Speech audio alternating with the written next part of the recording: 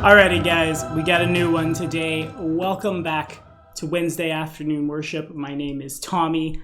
We've got a brand new book from Paizo Productions to talk about a set of deities that I really like. Personally, I don't spend a lot of time thinking about in my world, except for when Joe throws Protean Lords at us, and Warp Wave is mean, okay? I'm not over that. That was 3 years ago, and it's still bleh. Anyway, today we're cracking open Concordance of Rivals. I threw it out to the patrons, so today at the request, Boom of Mahogany, or Levi, or Your Gorilla King, or Brasset at Rune. The man has many names. He's a man of many names, is what I'm getting at. Let's talk about what happens when we look into that great void of blackness, but don't find the spooky tentacle monsters. Rather, we find infinity, truth. Today it's all about Monad. If you're liking what you're seeing, remember to like, subscribe, and ding the bell. Patronage at any tier gets any request at the top of the list. Today, this video was brought to you in part by two people, actually. First, of course, it was brought to you in part by Paizo Productions for hooking me up with this sweet content. Again, the golems got it, and so do we. But also, it was brought to you by one of our newest patrons, Dustin.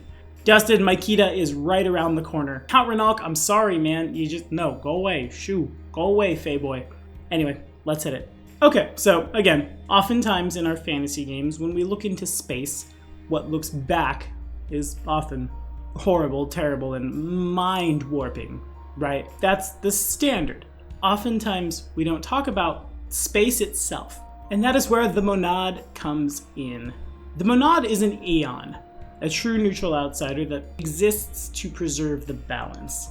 Kinda like Thanos, except less snap, kill half the people, a little more minor corrections, harmony. The universe as it should be, as these guys aren't really vying for mortal souls. You could almost consider them like the referees of the battle. First and foremost, these guys are the monitors and caretakers of the cosmos, or in the case of this guy, kind of the cosmos itself. The Monad is less of a being, less of like a traditional worshipable deity thing, more of an ancient design that touches upon and therefore is reflected in all corners of existence. Intrinsically, the Monad is without form. It operates almost exclusively through the host of eons, for which it is the guiding force, the original spirit, and the nexus of their thought. The Monad behaves almost as much like a plane as it does a deity in the way it reshapes the quintessence of the eons, and it seems to exist and act outside even the cycle of souls. To the eons, the Monad isn't merely an expression of the void that predated the cosmos, creation itself, the future, so on and so forth. No, it is all of those things. Much like a lot of the eons, and really a lot of the deities you'll find in Concordance of Rivals, basically these guys are fixated on the status quo on a cosmic scale. And unfortunately, in that model, most other beings, like humanoids, are just slightly out of sync. Now, how do you go about worshiping this thing? Well, the Monad is really unlikely to have as a patron, without approaching the levels of detachment and selflessness of an Eon. A mortal worshipper really can't hope to connect with the Monad on anything more than like a philosophical level. However, a rare few exist who can tap into it, experiencing flashes of insight and wordless directives as if it was a fledgling Eon. It's also unclear really if the Monad is cognizant of the fact that it has worshippers, but of course, as long as the priest remains centered, honors its vague orders, and works to maintain balance, that priest can draw upon their patron for spellcasting and boons. Hey, speaking of which, we gotta brew up a couple of these. The Monad is probably somewhere in the neighborhood of like CR 21 to 25, if I had to guess, or, is space and unkillable. But we only have one set of boons. We're gonna need a couple more. Let me dust off the old homebrew muscles real quick. But before we get there, the Monad, the Eon of creation, the infinite and absolute truth, turns out is true neutral. How strange that these guys don't provide domains or subdomains. There might be a reason for that in-house, but, if you're gonna worship something like this, you should probably get as much value out of it as a core deity, otherwise why do it? The Monad if you ask me, and if you think you can do it better, of course, in the comments, grants the domains of darkness, knowledge, and void, with the subdomains stars and eon. The Monad's favored weapon is... well, the Monad doesn't have a favored weapon. I'm gonna say unarmed strike, and their holy symbol, a spiral galaxy. To perform the Monad's obedience, you must spend 30 minutes in meditation, clearing your mind of needs and prejudices. Afterwards, briefly wander and observe your surroundings, seeking a source of excess, accomplishment, or emptiness. Spend at least 30 minutes counteracting that phenomenon in some way, such as by creating something where nothing exists, providing comfort to a morose stranger, or thinning the excess population of ants in a field. Whoa, maybe this is Thanos. Jesus. Oh. Upon completing this obedience, choose 2 knowledge skills. You gain a +4 sacred or profane bonus on checks with those skills. Worth noting that whether or not that bonus is sacred or profane is not chosen now and can change because the Monad doesn't really care about good or evil, right? Fair.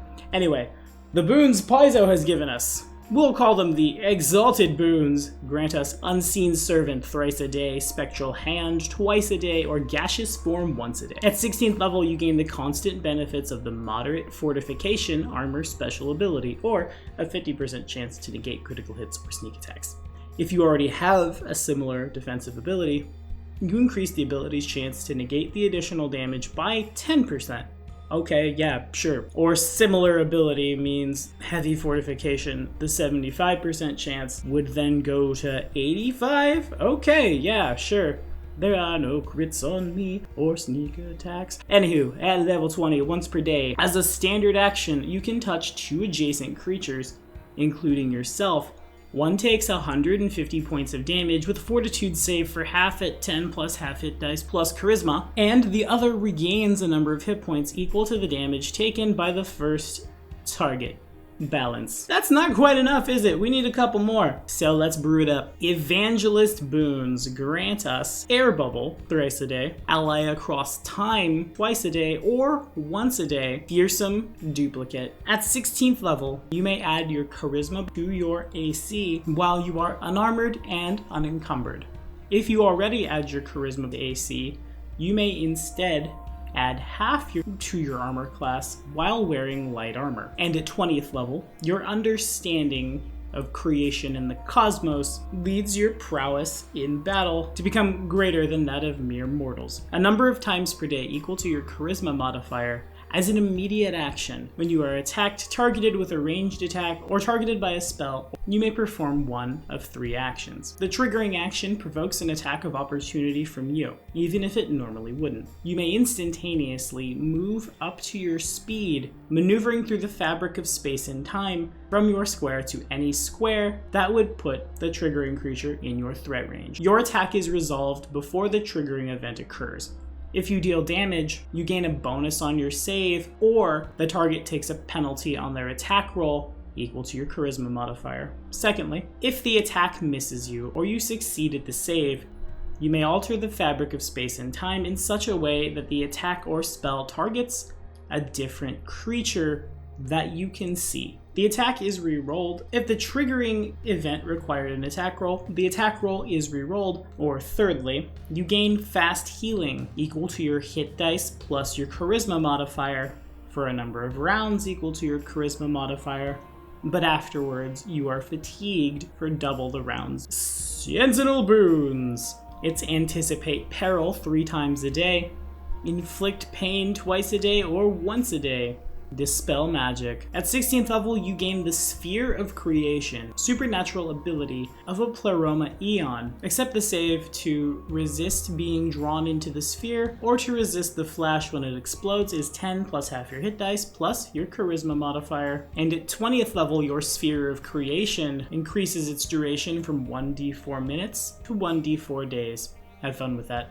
And of course, if you're into that planar adventures thing, and why wouldn't you be, complete a crusade-y type balancy thing, maybe bring a certain super powerful stone for a glove thing back to old MacLeod, and you get a boon for MacLeod. Let's say a free plus 20 insight bonus on the next number of knowledge checks you make equal to your charisma modifier. Reshape the universe in the image of ballads. No, really, this is definitely super Thanos, and it's also a super huge part of Pathfinder's lore.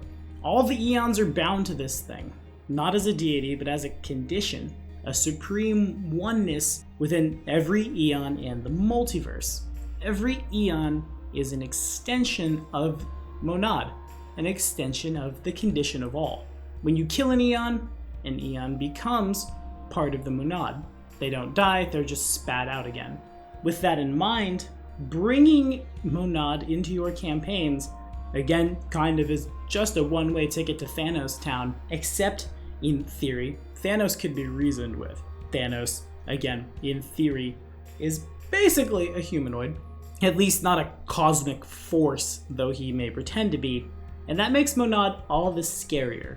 If eons come to claim you, they have come to do so because they must, because of the balance. Not because they're angry, not because you challenged them. No, there's no emotion there at all, which is terrifying. Somehow that's more terrifying than the Cthulhu monsters. Wow, if I were to worship this thing, well, I tend to be really outspoken at my tables when I'm a player, and it would be really hard for me to worship a deity that is just quietly in the background, preserving the balance, because that's what you have to do to get spells, right? You have to remain centered, remain balanced. If that's not true neutral, I don't know what is. Druids, eat your heart out. This goes beyond nature. This is all the things. And I guess also, is a one-way ticket to the realm of science fantasy, to space, to worlds the likes of which humanoid kind Ungularian cannot begin to fathom, which, basically kicks open the book for you to do whatever it is you want to do in your Pathfinder games.